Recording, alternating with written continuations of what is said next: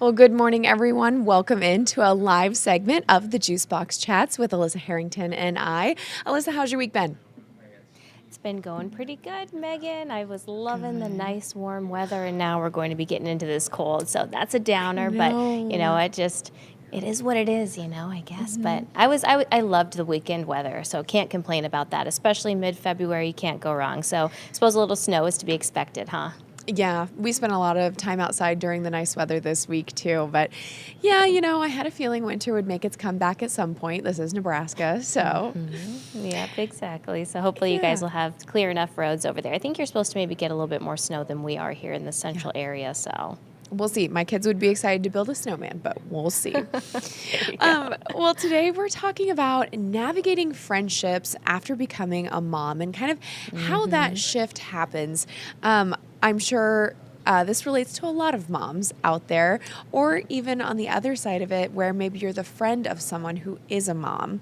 So, Alissa, I guess I thought of this topic because I had breakfast with one of my very best friends this past weekend, and I realized at the breakfast that was the first time in a year that we had had one-on-one time together. So we had been to each other's kids' birthday parties and things like that, and like a Halloween party.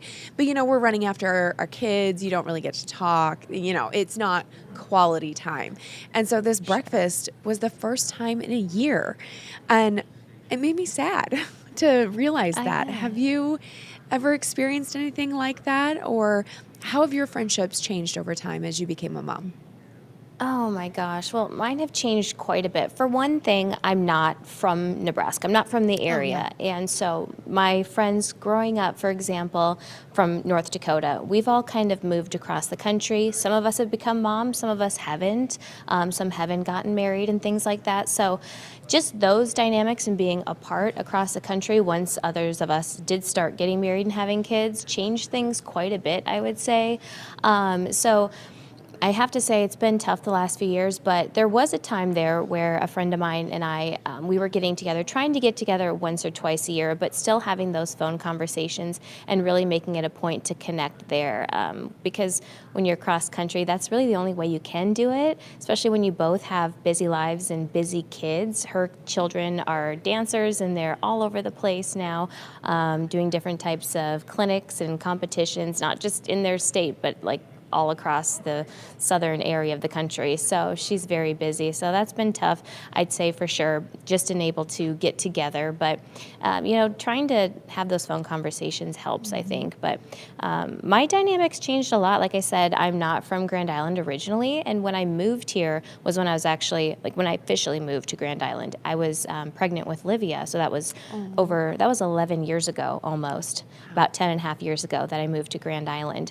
So it's kind of different when you move somewhere and the people that I did know kind of moved away also. So it's kind of hard to meet new people when you're in that moment of having kids. But I just say, being open-minded to different friends, different friendships, putting yourself out there, being available, and just reaching out to people, not being afraid to reach out and keep reaching out, or maybe it's by text or phone call or maybe even email perhaps. Being that first one to reach out, I think is important if you're wanting to cultivate new friendships, because that was kind of it for me.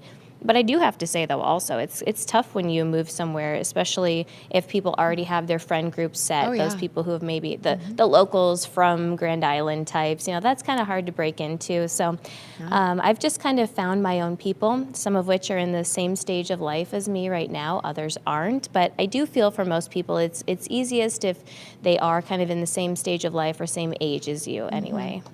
Yeah, I know. I can't imagine how hard that would be moving somewhere new and trying to make new friends in that season of life. I have found it difficult to kind of make those new mom friends. And I'm from Nebraska, and I've been in Lincoln for, oh my gosh, 15 years now. Wow. Yeah. Okay. So, I'm very familiar with the area and have a lot of connections here and friends and family, but I even find it difficult just to make those new mom friendships. You know, like when your kids start connecting with another child and start really spending a lot of time together, you find yourself spending time with their parents or their mom. And I find myself like asking questions to get to know them, you know, a little better, or if our parenting styles match. And it's almost like I'm dating them, you know, or like interviewing them. I know. I had that a lot too when my daughter went to preschool, and then kindergarten, particularly when she was starting to meet some new people as well. It seems like for whatever reason, a lot of the kids that my son has become friends with through my husband, or just in a roundabout way, we've kind of known them already in a way, a lot of them. But it's kind of the opposite with my daughter. And then so a good friend of hers, which ended up moving away, it was that way too. We'd get the girls together, and we would have our time to get together and get to know each other. And she was somebody who was very easy to talk to. And we had great conversations, but now at the same time, did we have any same interests per se? Like if we were to go out and do stuff, maybe not necessarily the exact same. So sometimes you find that as well, where your kids have all of these interests, but the parents might be on totally different sides of the spectrum. And I think that's okay, just so long as, you know, you kind of know the parent, you know their name, know their phone number, where they live, kind of their values, and just if they're going to be going over and playing, that it's just kind of one of those safe things. But do you have to necessarily be friends and hang out other than, you know, just being cordial? You know, but it is awkward, though. I will say it can be, because, you know, or if they're doing the pickup and drop off at your house, you know, the small talk can be kind of weird and awkward, but I feel like it's that way on both sides. So I try not to make it weird, even though it kind of can be, because you don't really know the person, but your kids are like best friends, or practically, you know? Yeah. Now, I haven't run into that yet with any new mom friends that I've been making. So far, the new parents that I've met through my daughter's friends have been all wonderful and everything. But I have to imagine that could be hard, and you just kind of are forced to mesh together because of your kids. And especially when they're young too, like you find yourself hanging out at the places with them. You know, you're not just dropping off a kid and leaving. If you go to the zoo, or if you go out somewhere, if you're not at their house, you're actually spending time together. And I'm sure that would be difficult if you didn't the mesh kids' well. birthday parties. Okay, Yes. that's one where now it's not that way anymore, because our kids are a little bit older. So if they're still doing the birthday parties, it's more of like, because my son's got a birthday party this Saturday, and I had a parent ask that question: do we stay? Just drop them off, and it's fine, unless you want to stay. But you know, it's not a big deal anymore. But before, when they were really little, then it was one of those stay and stick around type things, or at least I did anyways.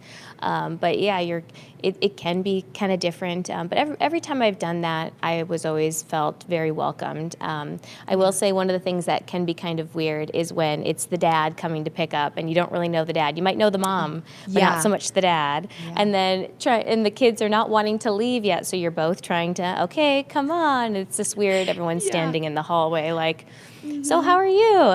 How's the weather? It can be kind of weird, but you know, it's just one of those things. I think it's better than just sitting out in the car and just waiting. And if that's your style, that's fine too. But I try that's kind of one of my ways to get to know some of the parents sometimes, is just, you know, I'll pop in, or just have them, come on in, and then you can just kind of chit chat that way too. So, but it's definitely different. If you're not, and then sometimes, you know, friendships do arise from that. Like our son, he's got two good buddies, or they're brothers, but the one is like his good friend in his class, and his parents are great, and they're a little bit younger than us, but my husband's always kind of known them because they also grew up in the community.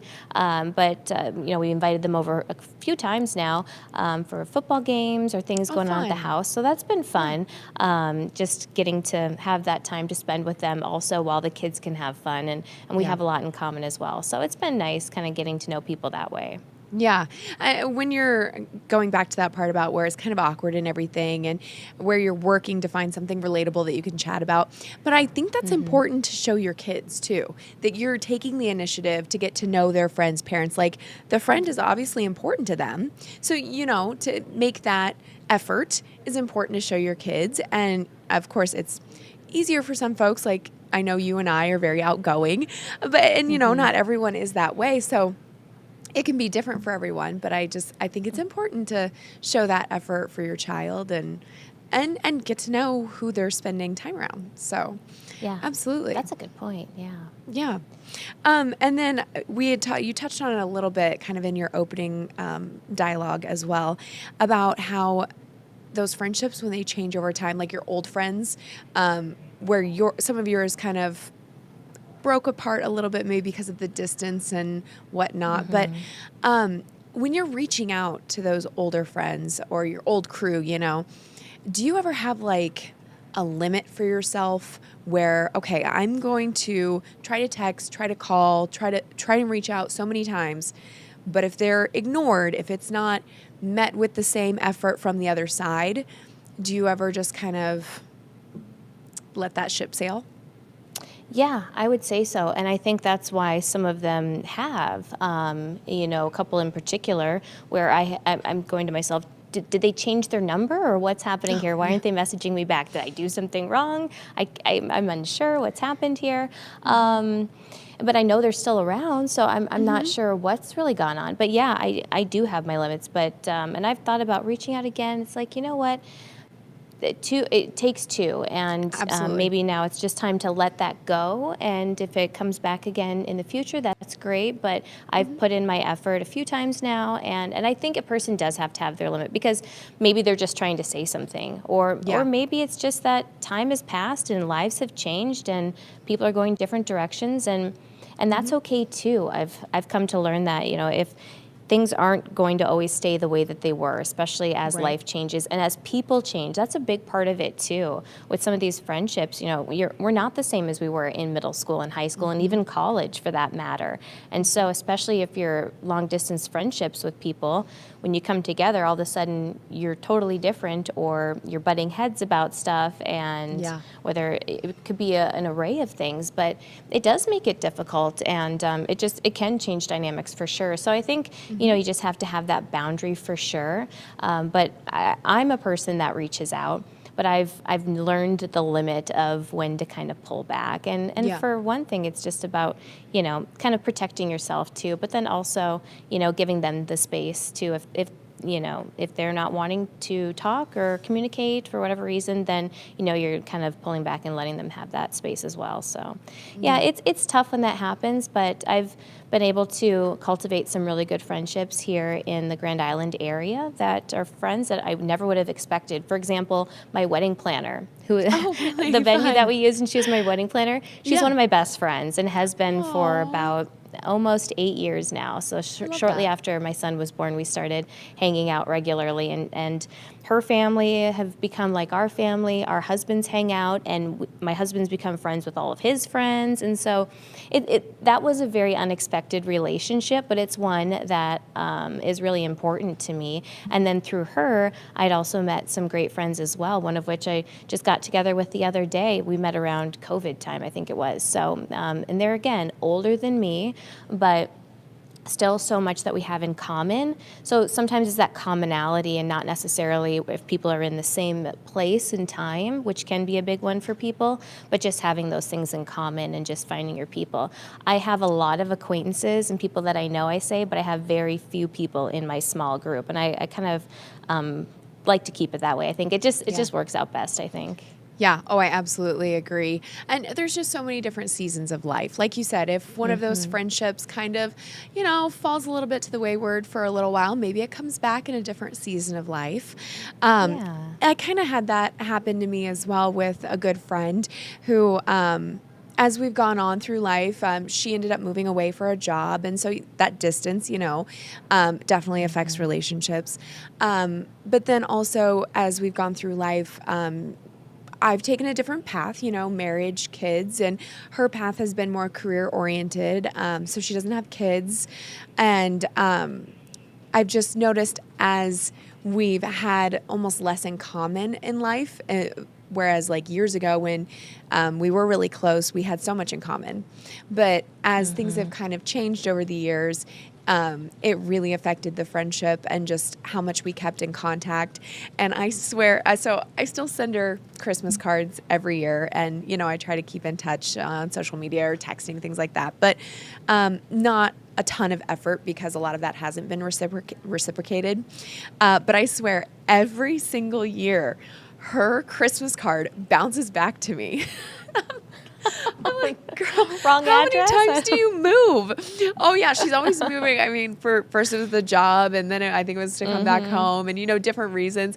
And I always try to get the updated address, but I swear, her Christmas card always bounces back. And so I'm like, okay, Megan, what year do you finally accept she's not going to get that Christmas card?